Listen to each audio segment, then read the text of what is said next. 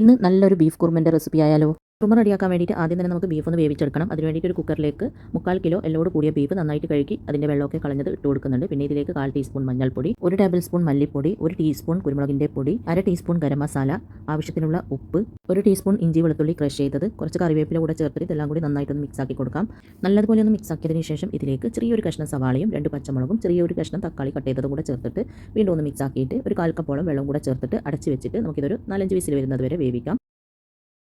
ഈ കറി റെഡിയാക്കാൻ വേണ്ടിയിട്ട് ഞാനിതാ ഇതുപോലൊരു പാത്രം അടുപ്പത്ത് വെച്ചിട്ടൊന്ന് ചൂടാക്കിയിട്ടുണ്ട്. അതിലേക്ക് 2 ടേബിൾ സ്പൂണോളം വെളിച്ചെണ്ണ ഒഴിച്ച് അതൊന്ന് ചൂടായി വരുമ്പോൾ ഒരു ചെറിയ കഷ്ണം പട്ട, 2 ഗ്രാമ്പു, 2 ഏലക്കായി ചേർത്തിട്ട് ഒന്ന് മൂപ്പിച്ചെടുക്കുക. അതൊന്ന് മൂത്ത് വരുമ്പോൾ ഒരു വലിയ സവാള കനം കുറച്ച് കട്ട് ചെയ്തത് ചേർത്ത് കൊടുക്കുക. ചെറുതാണെങ്കിൽ 2 എണ്ണം എടുക്കുക. എന്നിട്ട് നന്നായിട്ടൊന്ന് വഴറ്റി കൊടുക്കുക. നല്ലതുപോലെ ഒന്ന് വഴറ്റിയതിന് ശേഷം ഇതിലേക്ക് 1 ടീസ്പൂണോളം ഇഞ്ചി വെളുത്തുള്ളി ക്രഷ് ചെയ്തതും ഒരു 4-5 പച്ചമുളക് കട്ട് ചെയ്തതും ചേർത്തിട്ട് വീണ്ടും ഒന്ന് വഴറ്റി കൊടുക്കുന്നുണ്ട്. ഇതെല്ലാം ചേർത്തിട്ട് നന്നായിട്ടൊന്ന് വഴറ്റിയതിന് ശേഷം ഞാനിതൊന്ന് അടച്ച് വെക്കുന്നുണ്ട്. ഒരു 2 മിനിറ്റോളം അടച്ച് വെക്കുക. അപ്പോഴത്തേക്ക് സവാളയൊക്കെ നല്ലതുപോലെ വഴന്ന് ഇതുപോലെ ആയി കിട്ടും. ചെറിയ തീയിൽ വെച്ചിട്ട് അടച്ച് വെച്ചാൽ മതി.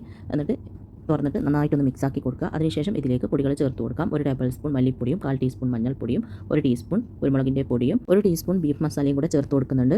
കയ്യിൽ ഉണ്ടെങ്കിൽ ചേർത്ത് കൊടുക്കുക, ഇല്ലെങ്കിൽ ഒഴിവാക്കാം. എന്നിട്ട് ഇതെല്ലാം കൂടി നന്നായിട്ടൊന്ന് വഴറ്റി കൊടുക്കുക. പൊടിൻ്റെ ആ ഒരു പച്ചമണമൊക്കെ മാറിയതിന് ശേഷം ഇതിലേക്ക് ഒരു മീഡിയം സൈസിലുള്ള തക്കാളി കട്ട് ചെയ്തത് ചേർത്ത് കൊടുക്കാം. അതിൻ്റെ കുറച്ച് ഭാഗമാണ് ആദ്യം ഞാൻ ബീഫ് വേവിക്കുമ്പോൾ ചേർത്തത്. ഒരു തക്കാളിയെ എടുത്തിട്ടുള്ളൂ. എന്നിട്ട് ഒന്ന് വഴറ്റിയതിന് ശേഷം ഒരു 2 മിനിറ്റോളം ചെറിയ തീയിൽ അടച്ച് വെക്കുക. തക്കാളി പെട്ടെന്ന് വഴന്ന് കിട്ടാൻ വേണ്ടിയിട്ട്. അപ്പോൾ 2 മിനിറ്റിന് ശേഷം തുറന്നിട്ട് നന്നായിട്ടൊന്ന് മിക്സ് ആക്കി കൊടുത്തിട്ടുണ്ട്. തക്കാളിയൊക്കെ അത്യാവശ്യം നല്ലതുപോലെ വെന്തിട്ടുണ്ട്.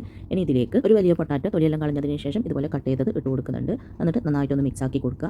അതിനുശേഷം പൊട്ടാറ്റോ വേവാൻ വേണ്ടിയിട്ടുള്ള വെള്ളം കൂടെ ഒഴിച്ചിട്ട് നല്ലതുപോലെ ഒന്ന് മിക്സ് ആക്കിയതിന് ശേഷം അടച്ച് വെച്ചിട്ട് ഇതൊന്ന് വേവിച്ചെടുക്കാം. ഒരു 10 മിനിറ്റിനുള്ളിൽ പൊട്ടാറ്റോ ഒക്കെ നന്നായിട്ട് വെന്ത് കിട്ടും.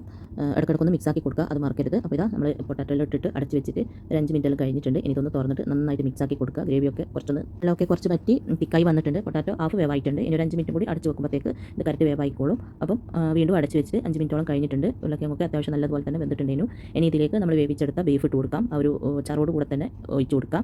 നന്നായിട്ടൊന്ന് മിക്സ് ആക്കി കൊടുത്തതിന് ശേഷം അടച്ച് വെച്ച് നല്ലതുപോലെ ഒന്ന് തിളപ്പിക്കുക. അത് തിളക്കുന്ന സമയം കൊണ്ട് നമുക്ക് ഇതിലേക്ക് ചേർക്കാനുള്ള അരപ്പ് റെഡിയാക്കി എടുക്കണം. അതിന് വേണ്ടിയിട്ട് ഒരു മിക്സിൻ്റെ ജാറിലേക്ക് 1/4 കപ്പോളം തേങ്ങ ചെറിയത്, ഒരുപാട് കൂടി പോകേണ്ട, 1/4 കപ്പോളം മതി. പിന്നെ ഒരു 10-15 അണ്ടിപ്പരിപ്പും 1 ടീസ്പൂൺ വലിയ ജീരകവും അരക്കാൻ ആവശ്യമുള്ള വെള്ളം ഒഴിച്ചിട്ട് നല്ല പേസ്റ്റ് പോലെ ഒന്ന് അരച്ചെടുത്തിട്ട് വരാം.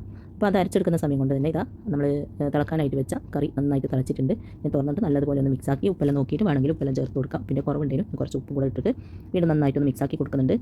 മിക്സാക്കി കൊടുത്തതിന് ശേഷം ഇതിലേക്ക് നമ്മൾ അരച്ചെടുത്ത ആ ഒരു അരപ്പ് ചേർത്ത് കൊടുക്കുക. എന്നിട്ട് മിക്സിൻ്റെ ജാറിലേക്ക് കുറച്ച് വെള്ളം ഒഴിച്ചിട്ട് മിക്സ് ആക്കിയിട്ട് അതും കൂടെ ഇതിലേക്ക് ഒഴിച്ച് കൊടുക്കുക.